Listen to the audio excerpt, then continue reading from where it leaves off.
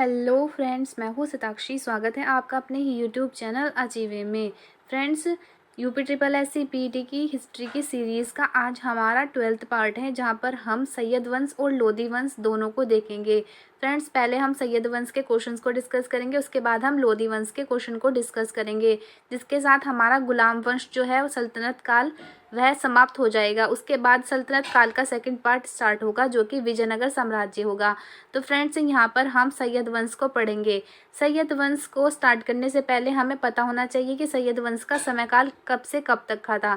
तो फ्रेंड्स, 1414 से लेके 1451 ईस्वी तक सैयद वंश चला है। और दोस्तों, इसके सैयद वंश के 4 शासक रहे हैं, वह भी हम जान लेते हैं। सैयद वंश में सबसे फर्स्ट शासक थे खिज्र खां, ये 1414 से लेके 1421 ईस्वी तक रहे। उसके बाद मुबारक शाह, और जिसका शासनकाल 1421 से लेके 1434 रहा। उसके बाद मोहम्मद शाह, जिसका शासनकाल 1434 ईस्वी से लेके 1445 ईस्वी तक रहा।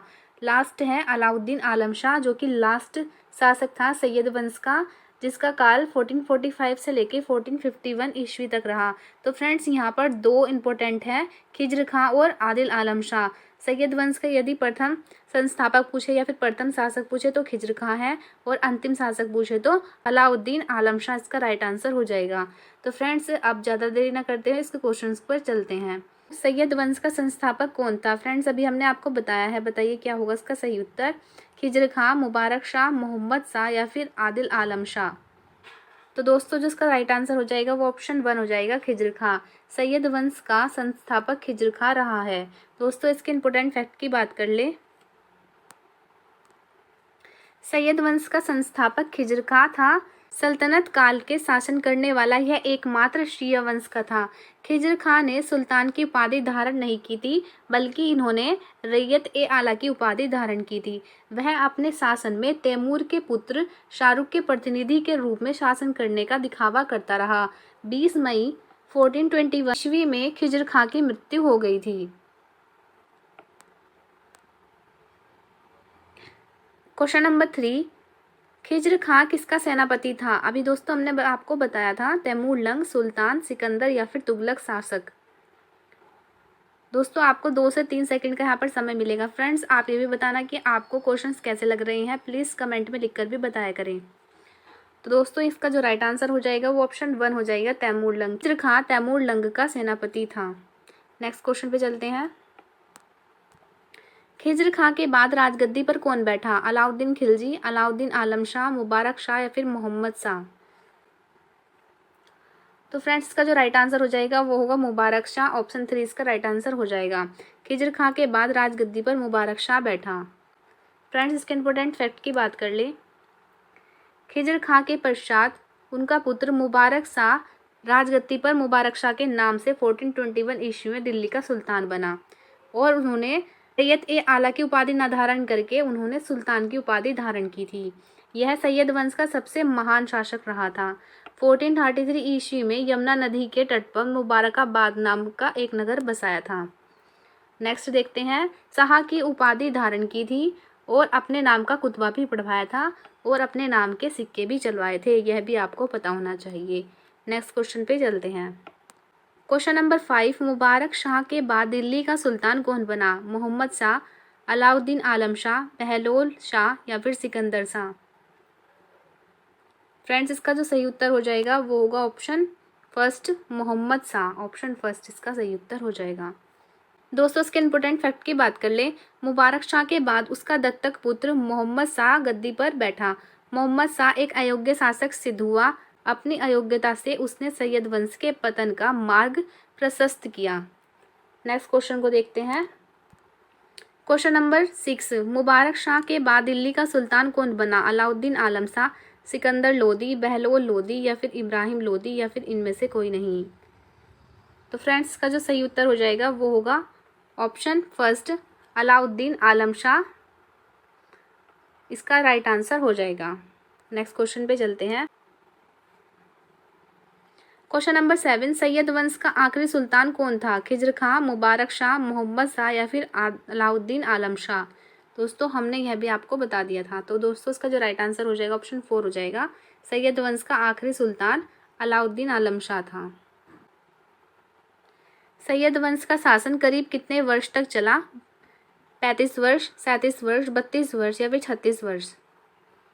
तो फ्रेंड्स इसका जो सही उत्तर हो जाएगा ऑप्शन 2 हो जाएगा 37 वर्ष। सैयद वंश का शासनकाल करीब 37 वर्ष तक चला। फ्रेंड्स यहाँ पर सैयद वंश से संबंधित क्वेश्चंस खत्म हो गए हैं। अब हम लोधी वंश से संबंधित क्वेश्चंस को डिस्कस करेंगे, जिससे हमारे यहाँ पर 2 पार्ट एक ही वीडियो में कवर हो जाएंगे। तो फ्रेंड्स यहाँ पर स्टार्ट होता है लोधी वंश। फ्रेंड्स लोधी वंश में 3 शासक रहे हैं, जिसका शासनकाल 1451 से लेके 1526 तक रहा।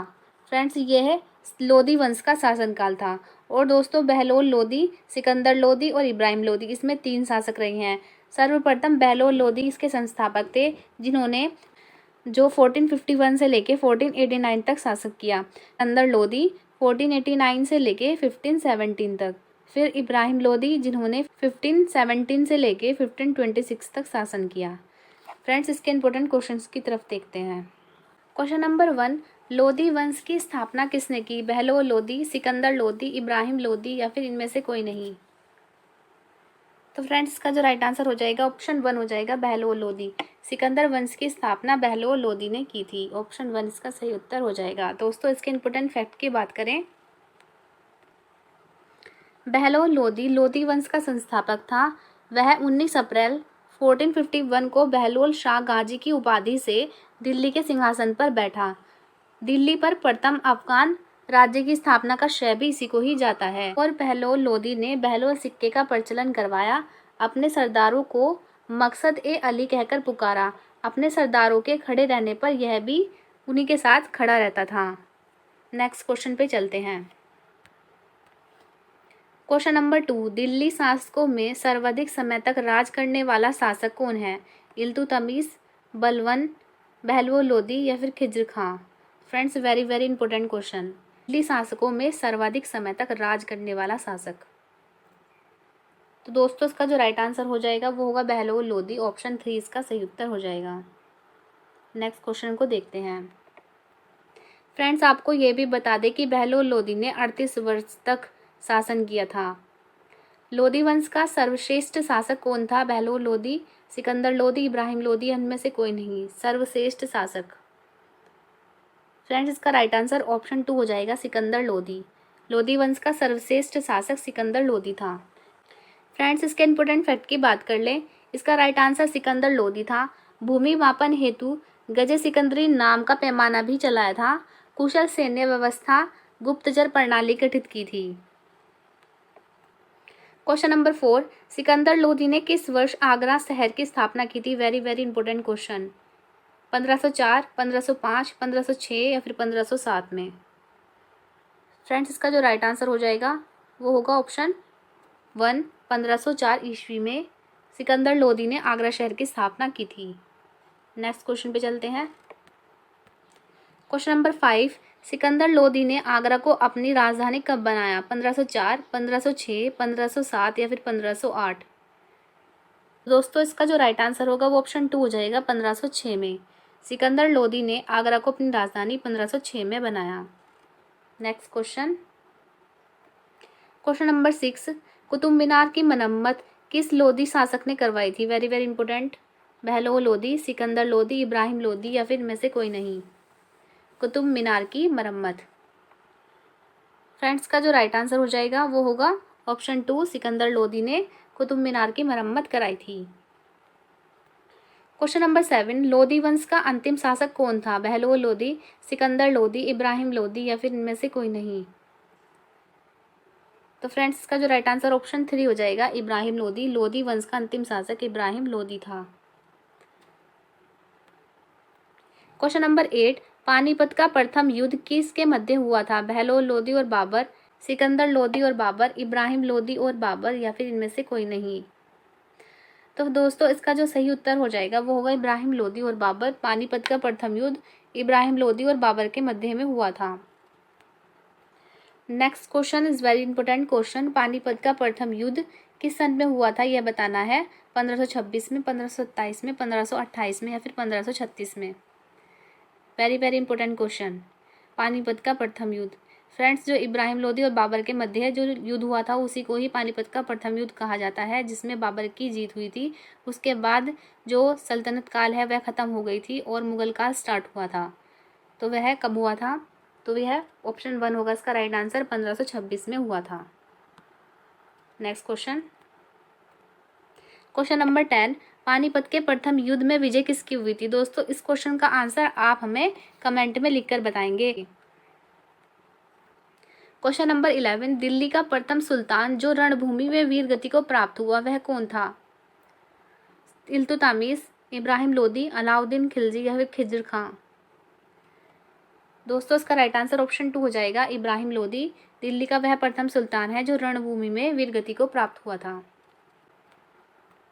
तो दोस्तों, हमारे क्वेश्चंस आज यहीं पर ख़त्म होते हैं। यदि वीडियो अच्छी लगी तो प्लीज़ वीडियो को लाइक कर दीजिए और चैनल को सब्सक्राइब कर दीजिए, जिससे कि आने वाली सभी वीडियो आपको समय से मिलती रहेगी। फ्रेंड्स, आप प्लीज़ लाइक भी कर दीजिए करें, जिससे कि हमें मोटिवेशन मिलता है और हम आपके लिए और भी अच्छी वीडियोज़ लाते रहेंगे। तब तक के लिए thank you and best of luck.